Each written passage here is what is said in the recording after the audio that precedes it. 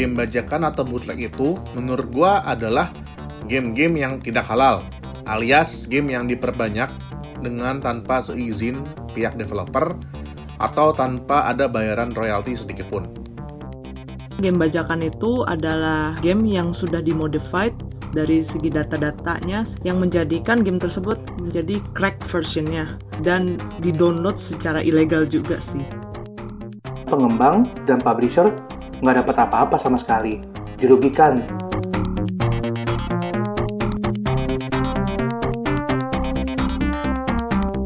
Nah, ini mungkin ada sedikit contoh perbandingannya untuk game ori sama game bajakan. Ini gue ambil contoh adalah game PlayStation 1. Ini yang bajakan, ini yang ori. Game ori itu adalah game yang memang kita beli secara langsung atau tidak langsung yang ada hubungannya dengan developer. Dari packagingnya zaman PS1 ya, itu juga udah beda banget gitu. Ini contohnya adalah si Final Fantasy 7, 3 disc, terus stacking kayak gini. Kalau game ori tuh ada bookletnya gitu. Ini dulu kenapa kalau beli ori tuh wah banget gitu. Tapi kalau zaman sekarang sih kita beli game ori udah hampir nggak pernah dikasih gituan lagi. Mungkin karena nggak berguna kali ya manual book kayak gitu, orang udah pada ngerti kan. Soalnya zaman sekarang kalau main game tuh juga dipermudah juga kan, semua dikasih tutorial in game gitu. Kalau yang bajakan tuh ya katro lah, dalam arti Kalau game bajakan kan jelek kualitas CD-nya atau DVD-nya, kemasannya juga murahan dari bahan yang nggak enak dipegang di tangan dan nggak tahan lama pula durasinya. Banyak nih koleksi bajakan CD PS1 sama PS2. Sekarang udah nggak bisa kebaca sih jujur aja. Dan juga kan kalau bajakan covernya juga asal-asalan, judulnya bisa beda, informasinya beda gitu. katro lah. Biasanya yang kalau bajakan itu harganya itu cuma Rp6.000 satu kepingnya gitu. Tapi kalau misalkan game originalnya itu bisa nyampe 50.000. Jelas kalau misalkan pas waktu masa kecil tuh punya uang jajannya cuma 5.000 sampai 10.000 gitu. Itu gampang banget dibeli. Pastinya sih game bajakan itu ada semacam kayak malware atau virus juga sih. Kalau misalkan game original itu kan udah terbukti dan terjamin mereka udah nggak ada data-data yang mencurigakan gitu. Tapi kalau misalkan game bajakan itu kan udah ada yang dimodified juga. Dan mungkin pelaku juga biar buat bisa nge-hacking hardware tertentu, dia bisa aja ngemasukin virus atau malware di dalam game tersebut. Terus habis itu ke-detect, kitanya download, bablas komputernya atau laptopnya kayak gitu sih. Jadi sebenarnya kalau pembajakan game itu sebenarnya sangat erat kaitannya dengan pembajakan film dan juga musik.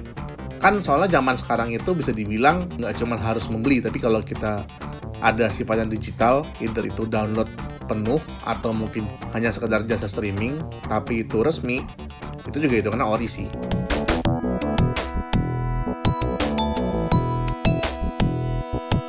Kenapa hampir di semua tempat, bahkan nggak harus ke pelosok kayak Mangga 2 atau Glodok ya, bahkan sampai di mall-mall itu hampir semuanya juga jualnya bajakan.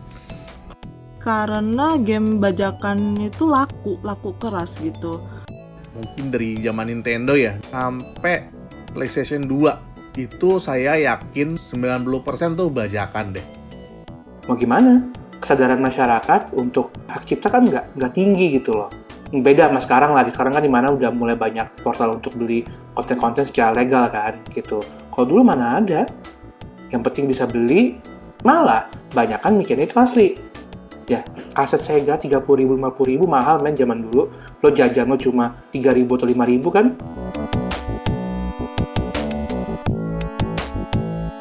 Kalau dari pengalamannya saya sih, saking maraknya bajakan, itu sampai nggak pernah nemuin yang tempat di mana jualan game original. Kayaknya hampir semua toko retail game yang gua tahu nggak ada sih. Ya ada lah, tapi nggak banyak sih menurut gua. Jadi kalau misalkan ngelihat tempat yang jual game itu biasanya kan dilihat dari packagingnya gitu. Cuman plastik terus habis itu ada CD-nya aja di dalam. Nah itu udah kelihatan jelas kayak game bajakan gitu. Tapi ada beberapa yang kayak game bajakan yang di PS2 terutama packagingnya kan ada yang beda. Bukan plastik tapi ada yang bentuk kotak gitu. Kelihatan kayak original juga dan ngakunya itu sebenarnya original. Ya secara penjual juga kayaknya nggak ngerti mana yang game original, mana yang game bajakan. Jadi waktu itu pernah ada satu toko game namanya Butik 2000. Kejadian teman gua itu beli Final Fantasy 10, harganya harga bajakan. Itu kurang lebih 15-20 ribu lah ya zaman itu. Dikiriminnya ori, literally ori. Jadi kalau PS2 itu kalau nggak salah belakangnya warna biru deh DVD-nya. Gue pernah tuh beli game Sega Genesis Virtua Racing 60.000, gue pikir bajakan kan. Tapi kok nggak taunya kemasannya kayak asli men. Cartridge-nya seperti yang original. Lo dapet poster, lo dapet stiker, lo dapet mail order form-nya gitu. Nah ada sih menurut gue, cuma mungkin yang jual nggak terbuka. Cuma paling di tokonya ada tapi mesti ngomong dulu bisa beli game ori apa enggak, bisa mesen apa enggak gitu. Game bajakan itu lebih marak dibandingkan game original di Indonesia karena availability-nya juga. Jadi ada beberapa region itu yang kena censorship juga dan kontennya unavailable di beberapa region. Misalkan mengandung unsur violence atau dari language juga, dan mengandung unsur porno juga dari game tersebut, sehingga nggak bisa didistribusikan di region tersebut, di Indonesia lebih tepatnya. Contohnya Manhunt. Nah Manhunt itu cuman available di game bajakan doang ternyata. Game original itu nggak ada di Indonesia juga. Mungkin ada beberapa region juga selain di Indonesia yang cuman available di bajakan doang, tapi nggak bisa di originalnya.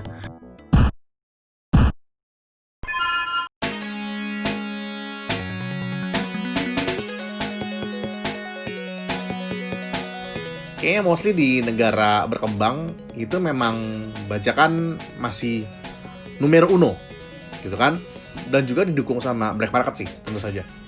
Bisa dibilang sih the most pirated games in the world sih, salah satunya emang Indonesia. Karena ya ngeliatnya juga mostly in negara berkembang itu banyak cari murah juga sih hitungannya, mungkin dari segi kemampuan buying power consumer sih.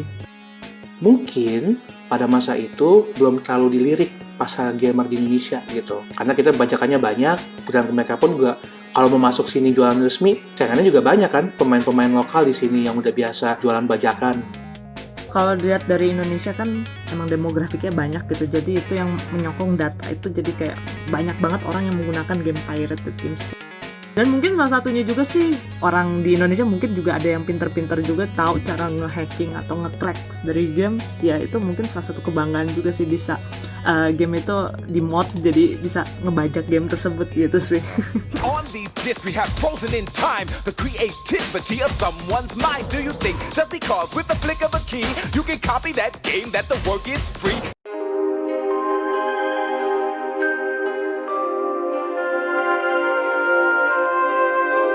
Kalau menurut gua sih jujur ya, walaupun kita belinya bajakan, tapi nama-nama gamenya, judulnya, atau brand developer yang buat, kan jadi terkenal.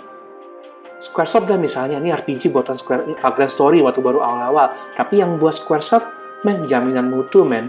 Apa gamer yang suka main game fighting? Lu dengar Capcom, SNK? Jaminan mutu kan? Ya, gue setuju tetap mengangkat popularitas game saat itu ya. Jadi kayak kita jadi anak gamer gitu kan. Zaman dulu tuh gue itu bisa main game kalau gue lagi mampiran ke rumah teman gue nih. Itu zamannya Super Nintendo, itu pengetahuan gue tentang gaming terbatas banget. Gue bahkan nggak mengenal RPG sama sekali. Nah jadinya tuh pas mulai era PlayStation 1 itu kan puncaknya bajakan lah. Dan gue bagi seorang pelajar yang uang jajannya memprihatinkan tuh mulai bisa dipaksa menabung untuk membeli game-game yang RPG gitu pertama kalinya. Jadi memang gue bisa bilang PS1 itu salah satu era gaming yang fenomenal banget buat gue, karena hampir semua game itu kita bisa mampu beli karena nggak ada harganya. Memang namanya jadi populer, tapi bukan berarti itu hal juga yang menguntungkan buat game developer. Kita ngelihatnya sih simpelnya dari revenue-nya. Jadi kayak misalkan COGS-nya di 50 juta. Pas waktu revenue-nya karena game bajakan itu marak, biasanya tuh nge-affect-nya revenue-nya jadi nggak nyampe sesuai target. kayak ternyata dari revenue-nya itu cuma 60 juta, yang untungnya cuma 10 juta dari sekian banyak orang. Itu justru ngerugiin, belum nanti ngebayarin employee-nya, belum lagi bayar utang, siapa tahu bayar CO gasnya itu ngutang dari saudara-saudaranya dulu, itu kan sedih banget ya kayak gitu-gitu.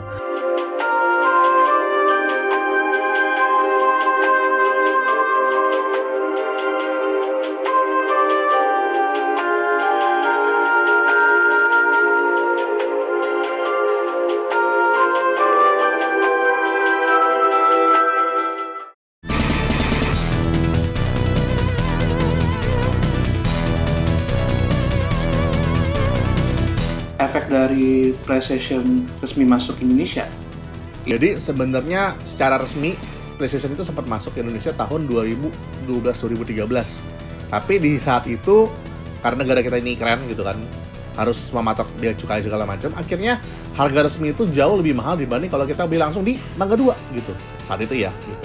Kayaknya akhirnya susah nih gitu kan, susah. Terus akhirnya baru mulai masuk ke Indonesia lagi 2016-2017 gitu, dimana akhirnya memang kalau kalian perhatiin, kalau kalian beli game-game ori zaman sekarang suka dapat kayak gimmick ya, bisa pre-order segala macam, itu adalah salah satu efek dari mungkin hadirnya PlayStation yang resmi sekarang ini. Sony akhirnya bikin kerjasama dengan toko-toko di sini untuk launching gamenya, eventnya. Contoh yang kayak sering kerjasama kan kayak toko PSE gitu contohnya. Dan kalau ada pameran video game atau elektronik, ada booth resminya sekarang kan. Dulu zaman beli PS2 untuk hari pertama loh, Day One tuh kayak bisa 8 juta tuh.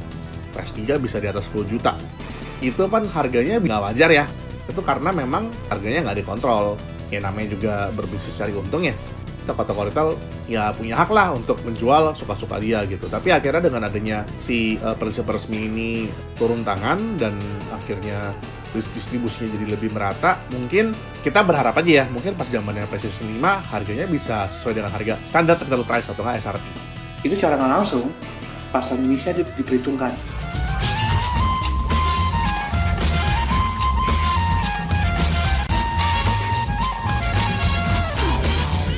Kalau menurut gue ya, kenapa mungkin gamers zaman sekarang udah mulai shifting nih beli game ori walaupun itu second gitu ya.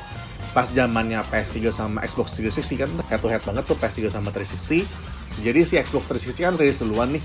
Dan dia langsung bisa dibajak gitu. Walaupun bajakannya udah lebih ribet lah gitu. Dia mesti pakai chip ini itu segala macam gitu kan. Pokoknya makin lama bajakan makin ribet.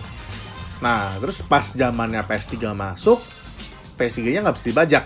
Akhirnya mulai tuh ada turnover, orang dipaksa mainin game ori, yang dimana sebenarnya harga game orinya ya saat itu kayaknya masih sekitar 300-500 ribu deh gitu. Karena memang kurs dolar saat itu masih mungkin di bawah 15 ribu gitu, sekitar 10-12 ribuan, dan ya emang harga gamenya masih bersahabat, dan itu black market loh ya, belum ada yang official. Dan akhirnya sekarang ya semua konsol pun juga akhirnya mempunyai habit yang sama. Dan jadi kayak Nintendo Switch, Xbox One juga akhirnya mereka sekarang jadi ori. Ya gini aja sih, kalau menurut gue yang dulu beli bajakan kan sekarang udah pada gede-gede, udah pada kerja, mereka punya duit. Dan kalau untuk mau beli asli, di mana-mana juga bisa. Mau beli toko fisik atau mau beli online bisa. Coba kalau lo beli bajakan, lo beli DVD-nya mahal gitu, satu keping 50 ribu. Udah gitu, karena kalau rusak, lo nggak bisa apa-apain lagi. Mending lo beli original kan di Steam gitu misalnya. Satu game paling cuma, paling lagi diskon lagi bisa murah 50 ribu. Kalau misalnya lagi harga asli 300. Tapi kan selamanya ada di library lo gitu loh, nggak pernah hilang. Lo mau pindah ke komputer mana, laptop mana, lo cuma tinggal bawa ke lo, udah. Lebih enak main ori zaman sekarang. Jadi teman gue pernah bilang gini, kalau kita mampu beli original ya udah, kita memang bangga tapi nggak usah berlebihan. Tapi untuk orang-orang yang masih main bajakan ya juga jangan di-embrace, jangan terlalu heboh kalau lu itu main bajakan, karena lu itu merugikan sebenarnya. Jadi kalau mau main bajakan ya diem-diem aja, nggak usah rewel-rewel lah. Jadi kalau yang main ori ya udah, lu udah di jalan yang benar, pertahankan, tapi nggak usah belagu ngata-ngatain yang bajakan juga ibaratnya ya tahu diri aja gitu. Kalau memang lu berbuat dosa ya nggak usah ngajak-ngajak lain atau nggak diem-diem aja.